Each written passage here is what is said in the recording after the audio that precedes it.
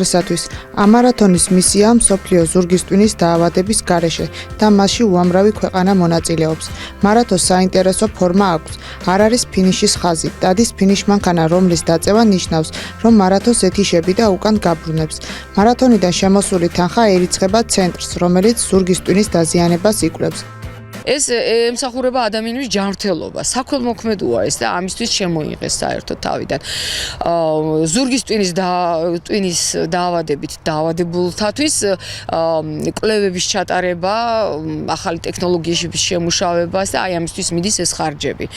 ხო, ეს არ არის საქართველოს ეს რა ქვია პროექტი. ეს არის მსოფლიო პროექტი და საქართველოს ჩაერთო. სხვათა შორის პოსტსაბჭოთა ქვეყნებიდან პირველი საქართველოს ჩაერთო ამ პროექტში. ამ ღონისძიებას ჩვენი ქვეყანა 2014 წელს შეუერთდა და 2017 წლამდე მარათონი კახეთში იმართებოდა. საქართველოს მსოფლიოში მეორე ადგილი დაიკავა მონაწილეთა რაოდენობის მხრივ. მარათონში 6000 ადამიანი ჩაერთო. მასში ცნობილი სახეები და პოლიტიკოსებიც მონაწილეობდნენ. როგორც მსოფლიო რბენის Facebook გვერდიდან გახდა ცნობილი, 2017 წელს ეს მარათონი საქართველოში აღარ ჩატარდება. მიზეზი ჯერ უცნობია.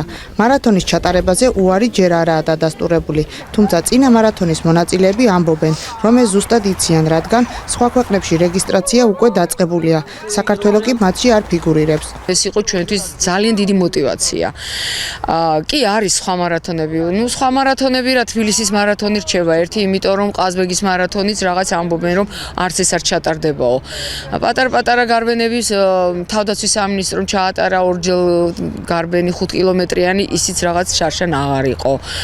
რა ვიცი, აბა რაღაც ნელ-ნელა გვაკლდება ესეთი ღონისძიებები და ძალიან გული გწყდება რა თქმა უნდა მორბენებს. ჩვენი რეგიონი ამოვარდა შეჯიბრებიდან. ნამდვილად ვერაფერს ვერ გეტყვით, ძალიან სამწუხაროა რომ ჩვენთან არ ტარდება. იმ 35 ქვეყნიდან ჩვენ ვერ გოპატივი რომ ჩატარებულიყო ერთ-ერთი ეტაპით საქართველოში, კერძოდ კახეთში. რატომ ხო ამოგვაგდეს? ძალიან სამწუხაროა. რბენაში მონაწილეობაზე უარის თქმას ისინი დაუშვებლად მიიჩნევენ და მარათონის გამართვის მოთხოვნით უკვე პეტიციაც შეადგინეს.